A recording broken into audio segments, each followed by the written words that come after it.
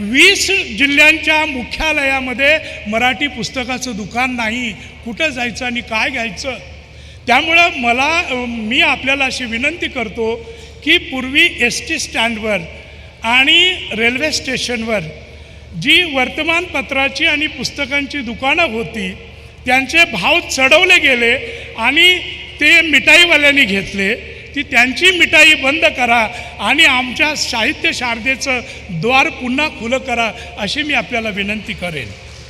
दुसरी महत्त्वाची गोष्ट म्हणजे महाराष्ट्रामध्ये जेवढे जिल्हे आहेत त्या जिल्हाधिकाऱ्यांच्या कार्यालयामध्ये माफक दरात मराठी पुस्तकाचं दुकान सुरू करावं. जिथे तुम्ही शासनाचे ग्रंथ, मराठी भाषा विभागाचे ग्रंथ आणि साहित्य संस्कृती मंडळाचे ग्रंथसुद्धा तुम्ही स्वस्तामध्ये विकू शकाल. मला असं वाटतं की ग्रंथालयीन कर्मचाऱ्यांचे प्रश्न सुटले पाहिजेत. कारण महापालिकेमध्ये आपण 500 ते 1000 सफाई कर्मचाऱ्यांना वेतन देतो. का? तर ते त्या नगराची सफाई करतात. पण आमचे अवघे 6-7 ग्रंथालयीन कर्मचारी जे मनाची मशागत करतात त्यांची सफाई कोण करणार? त्यांना त्यांच्या अडचणीला कोण उभे राहणार?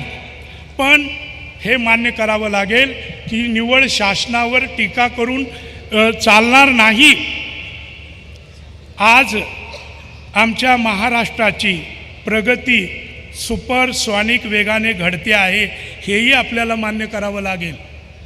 नागपूर ते मुंबई ही समृद्धी मार्गाची कल्पना मला सुद्धा कपोलकल्पित वाटली होती. पण परवा आग्र्याला जाताना 2-3 वेळा त्या मार्गावरून मी गेलो आणि विशेषतः संभाजीनगरच्या पुढे गेल्यावर या डोंगरापासून त्या डोंगरापर्यंत एखादा झुलता फूल विश्वकर्म्याने बांधावा तसा एवढा प्रचंड रस्ता जो आपण बांधलेला आहे त्याबद्दल मी आपलं अभिनंदन करतो. आणि आपल्या सर्व अगदी छोट्या कर्मचाऱ्यापर्यंत सर्वांचं मी अभिनंदन करतो.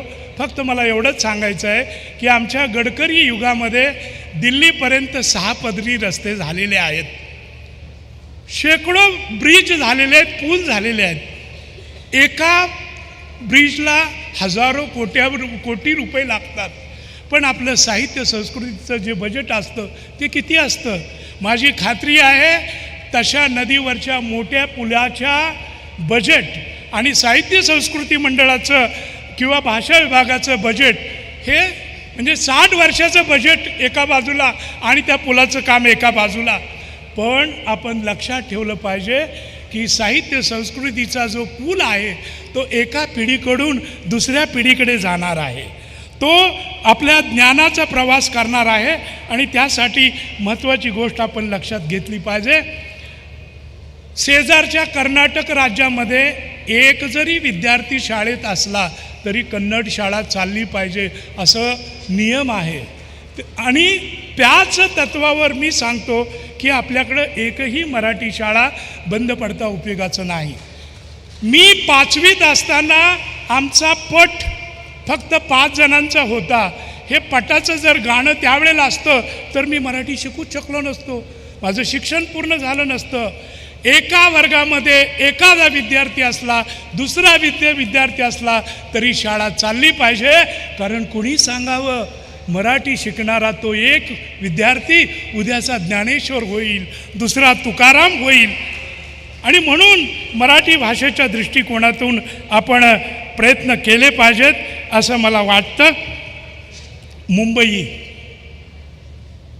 हे महाराष्ट्राचं काळीज, मुंबई हा महाराष्ट्राचा कलेजा आहे हे छत्रपती शिवरायांनी पहिल्यांदा ओळखलं होतं. आणि म्हणून आपल्या मृत्यूच्या आधी 1679 आणि 80मध्ये त्यांनी 2 हल्ले केले मुंबईजवळ 2 बेटावर.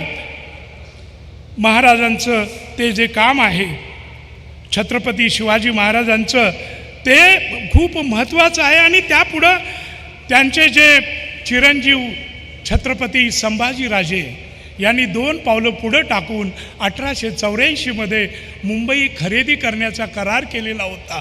तो केजविन नावाच्या गव्हर्नरकडून. मला आपल्याला पुरावा आहे की मुंबईत गुजराती व्यापारी पहिला जो आला तो 1650 साली आला. त्याचं नाव भीमजी पारेख. आणि करसनदास पटेलनं पहिली कापडाची गिरणी काढली. पण आता दादरमध्ये मराठी माणसांची संख्या अगदीच नावाला उरलेली आहे. मुंबईच्या गिरण गावातील आणि गिरगावातील ती मूळ माणसे, धरतीची लेकरे कुठे गेली आणि आमच्यावर हे मोठं आक्रमण आज कोणाचं आलेलं आहे. सर्व राजकीय पक्षांनी आणि सर्व गटांनी तटांनी विचार केला पाहिजे.